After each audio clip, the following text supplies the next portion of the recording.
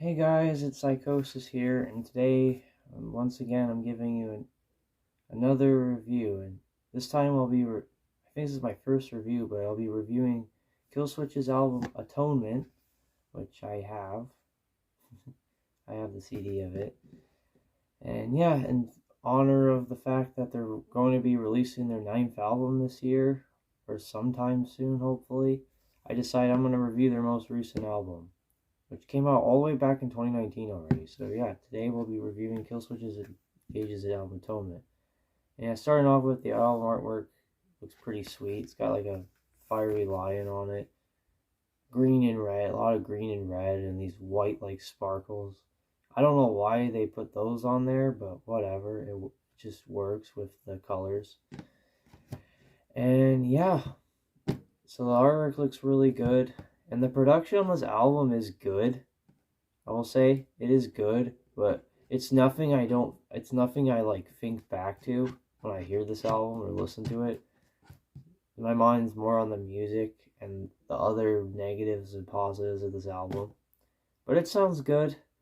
A lot of Killswitch's newer albums have like amazing production compared to their older stuff. Like that is certainly better. And their newer, later albums just have a way better production quality to them for the most part. Like the earliest albums are kind of rough, and then they got better with time. And this album's kind of the same way. It sounds really good. Although I think production quality wise, I think Incarnate was a little bit better. But yeah, so the production's good, but not memorable. Not really something I focus on this album. And yeah, on to the actual thing we're here for, the music. And I re-listened to this album because I hadn't heard in a while, and as you can tell by the title that I'm probably gonna put down, is it mid? Yes and no. It's not a terrible album by any criteria at all. It is good. There's a lot of good qualities, but there's also some just qualities to this album that make it kind of a weaker album, especially in terms of Killswitch's releases. And yeah. And yeah, I'll just say the singles are the weakest songs on this album. Like, I think there's 3 singles.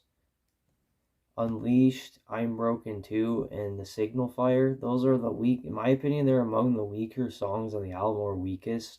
I remember when I was younger and I first heard the Unleashed as a single, the first single, I was like, I'm not feeling it. It's kind of disappointing. I was so hyped for it because I love this band, and I was so excited for the album to come out.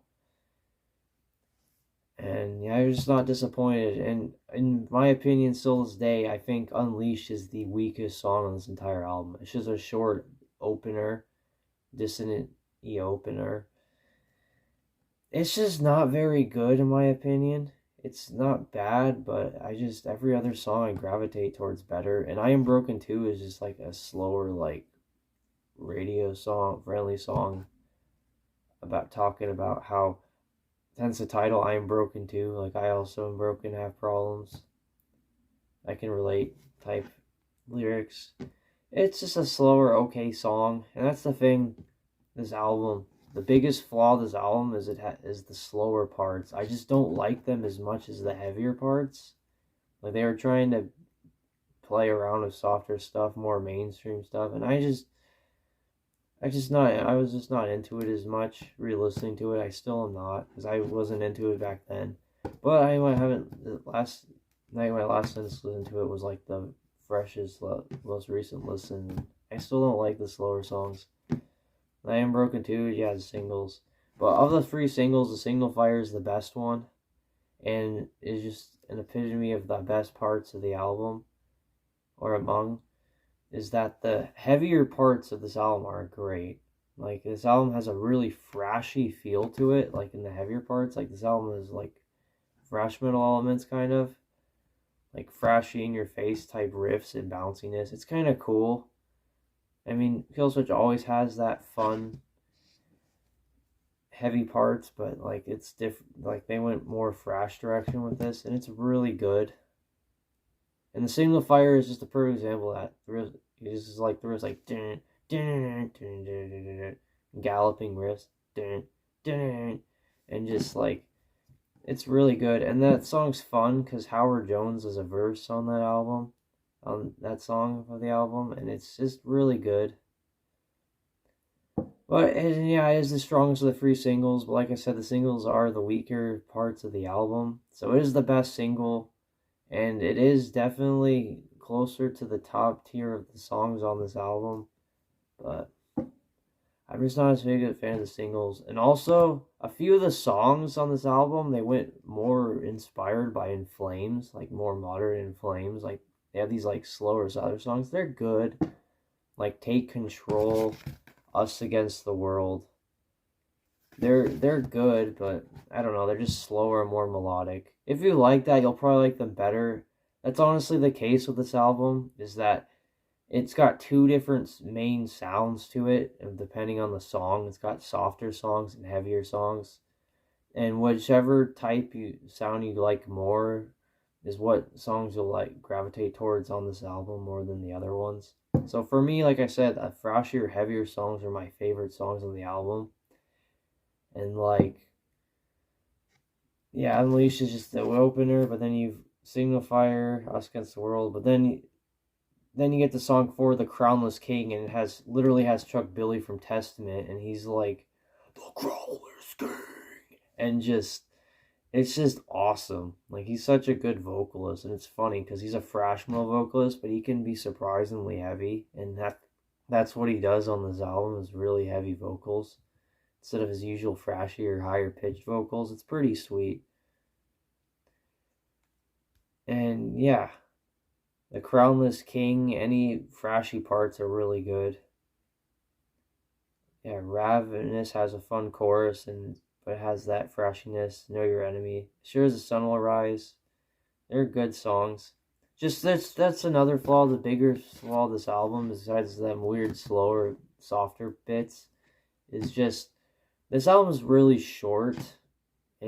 Some of these songs are only like 2 or 3 minutes long. It's a really short album. I think it's only like 38 minutes long, max.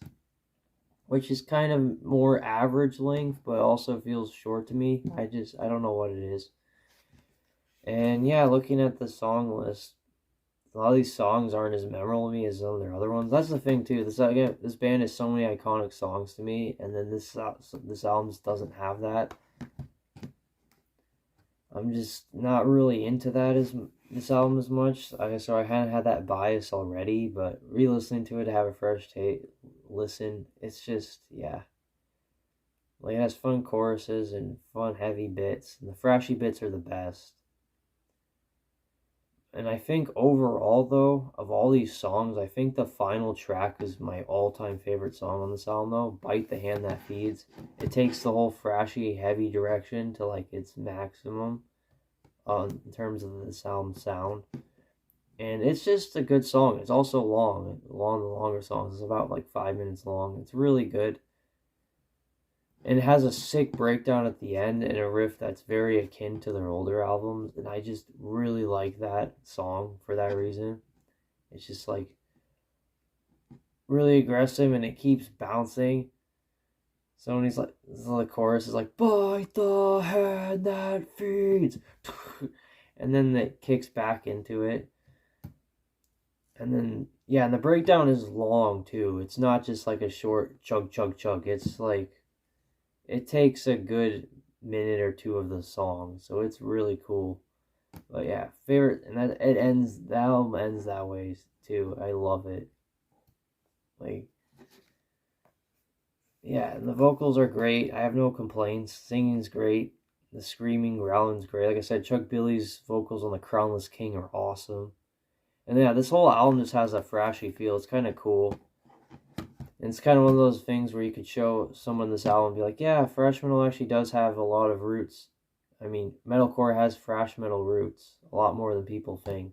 Because some people debate about that. It's like, yeah, thrash metal and metalcore go hand in times.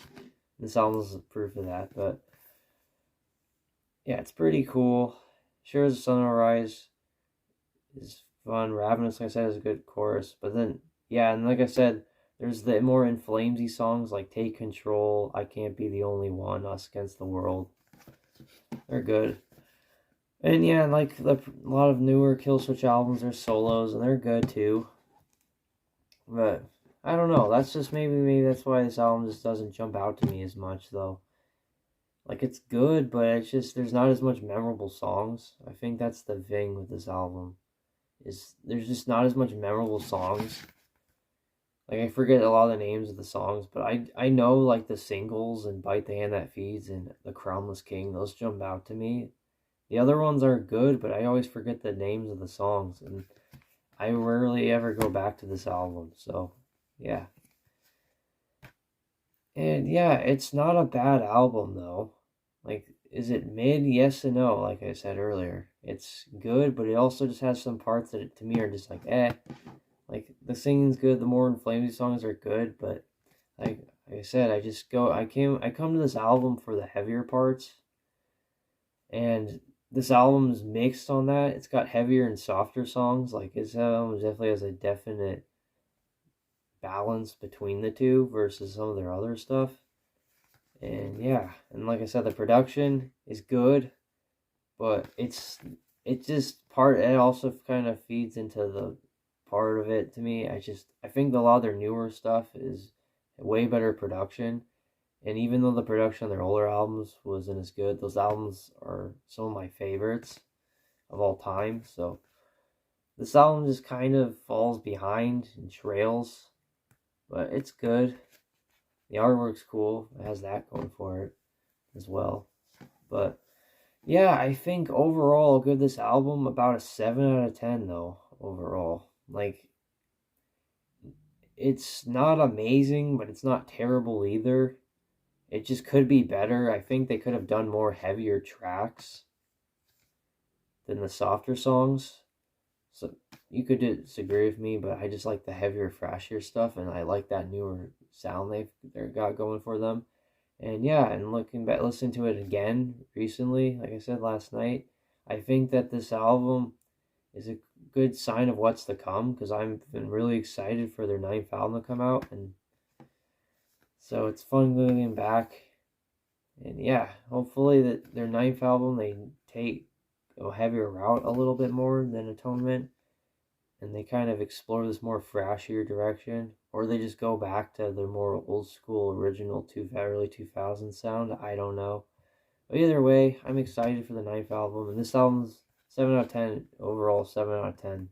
I'm losing direction, but 7 out of 10. Good album. Production's okay. It's good, but it's just not, to me, not memorable. And the thrashier parts are better. This album's full of thrashier parts and more inflamesy, softer songs. And the heavier parts are better. And the In Flames stuff, to me, it just doesn't jump out to me as much. And the singles are some of the weaker songs. Minus the Signal Fire, that song's good. Although I kind of wish Howard Jones could have done more in that song. That was part of the reason why I got excited as a younger, was seeing that he was going to guest feature on a song. And he did for a verse, so whatever. He's also got a new side project coming, so that'll be exciting. 2004 is looking like a good year for metalcore. So I'm excited about that, knowing me. But yeah, that will be my review for Atonement. I hope you guys enjoyed the video. And just comment down what you think, or suggestions, constructive criticism, whatever. And I also take requests for album reviews or EP reviews. I might start reviewing EPs as well. But yeah, just if you have a request, just let me know. I like finding new music to listen to and listen to stuff I haven't heard in a while. So yeah, I always like that. Anyways, thank you for watching, and I'll see you all next time. Goodbye.